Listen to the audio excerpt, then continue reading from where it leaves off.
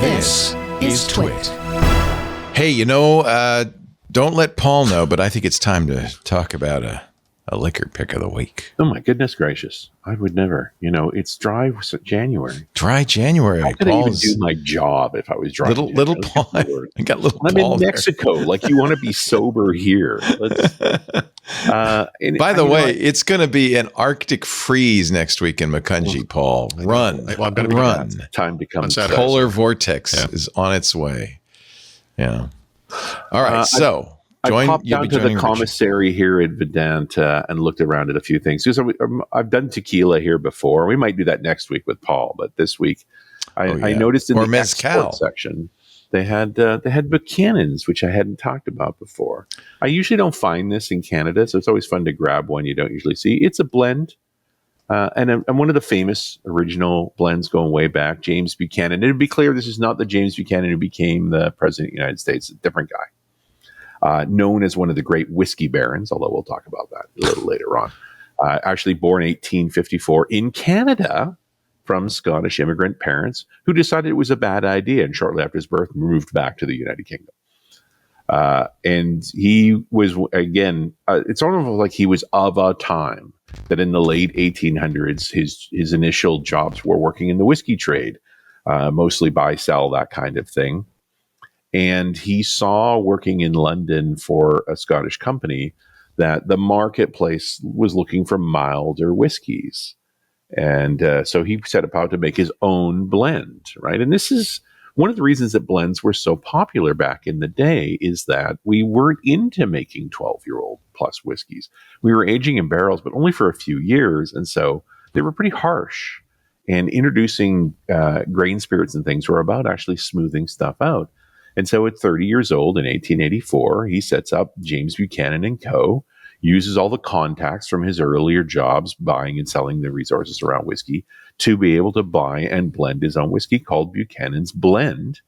He's also responsible for a whiskey sold to this day called Black and White, because it had a black bottle with a white label. And he's a hustler, like a good salesperson, gets out there. In fact, by 1895, just a few years later, he has a royal warrant from Queen Victoria. So it's a product that the Queen will buy. And it's, there's still a little seal on the bottle to remind us all that, no, he's got a royal warrant there.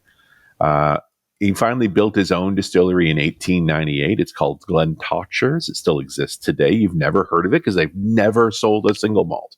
It was built as a blending whiskey from the outset, initially making Buchanan, although in the 1980s, when the market was on hard times and the production was low, Allied distillers bought it in 1989.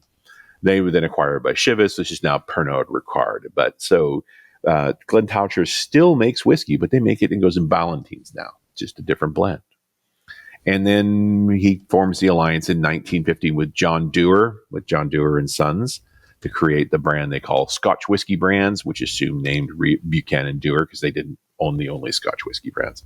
And they set upon their acquisition spree coming out of World War I. So they bought Port Allen and Isla, Le Caron. In 1922, they got Ben Rinnes. And then this then merges together to become the Distillers Company in 1925. Which is, I also now appreciating as I'm reading more about all of the people involved, like the Tommy and John Dewar.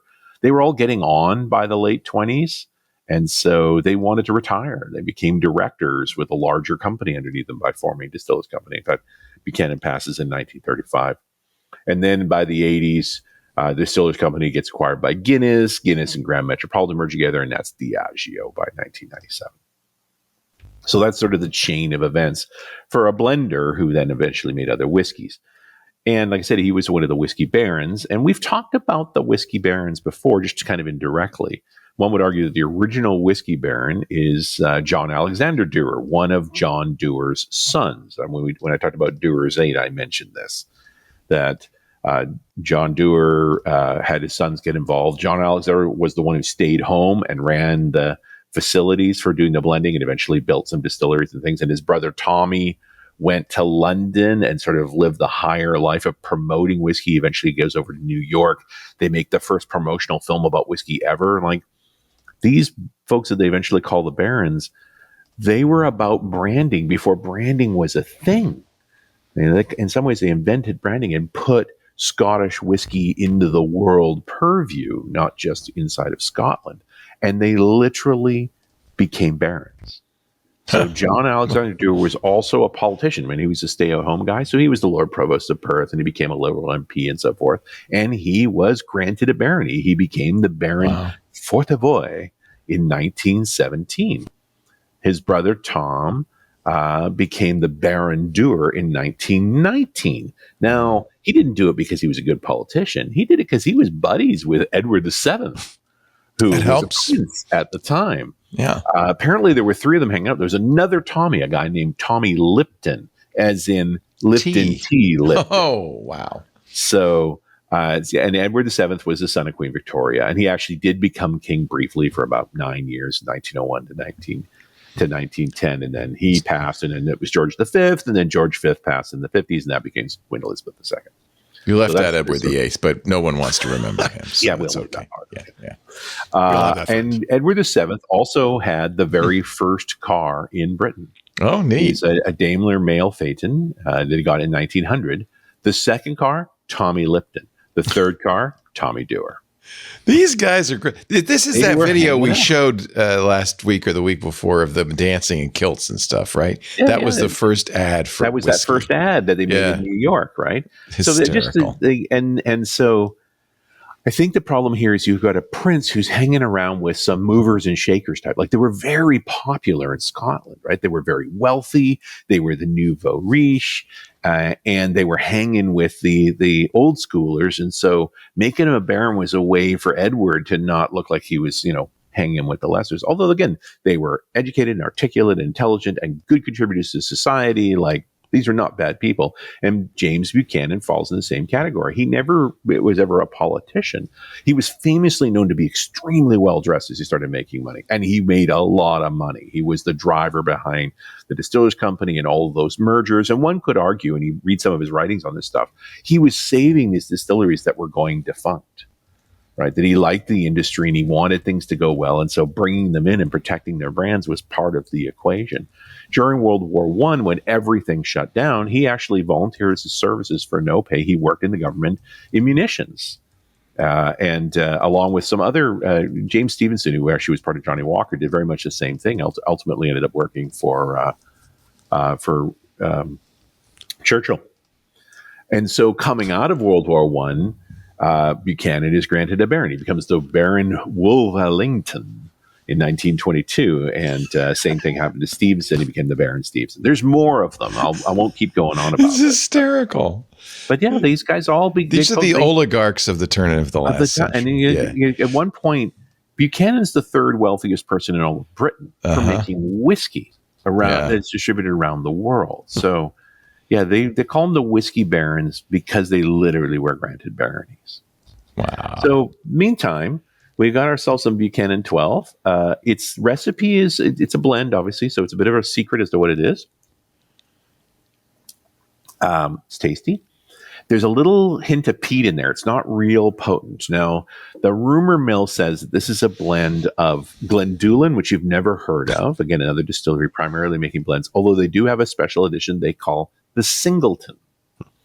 Dalwhinnie is a popular spey, great stuff, probably part of the blend. Also Talisker and Cow Ila, which are both Islay whiskeys, so they're a bit, smokier and so forth. There's a big chunk of single grain in here and some grain alcohol to dilute it down to keep the price down. Because if you can find this bottle, and it's not that tough to come by in the U.S., I found it on Bevmo, $30.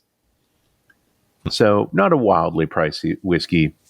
You got a lot of choices when it comes to blended whiskeys. I've always recommended like the Dewar's 12, but Buchanan falls cleanly into that category. This is original, popular Scottish whiskey going back more than 100 years, made by a group of people who put Scottish whiskey on the map and became barons in the process. As opposed to... And there you have it. Which is slightly different. Is it a wacky story? Like just sort of... It's how you become a baron. You that's just make some whiskey. In this day and age. Yeah. Now, this is the deluxe you're drinking, but they have these other blends like the Master, which is a little older, I guess. Yeah, this is kind of the lead. This is the base product. And then the Special Reserve, 18 years, and the Red Seal, 20. Are they better? They are more expensive. Yeah, that means they're better, right? And remember, if they got the year on it, it means that's the youngest thing in the bottle. Right. All right. It gets pricier from there. Just checking. I choose my whiskey by price. That's how you can't go wrong. Want to go to and by the way, the $30 bottle, like, don't feel bad to put a little soda in this. Or yeah, I notice. I always know when it's that kind of whiskey because they have at the bottom of the website. They have here's some recipes for what to do. Put it in a Pina Fizz or a Bucalata. Don't order a Bucalata or a Pina shot. Bucalata? What?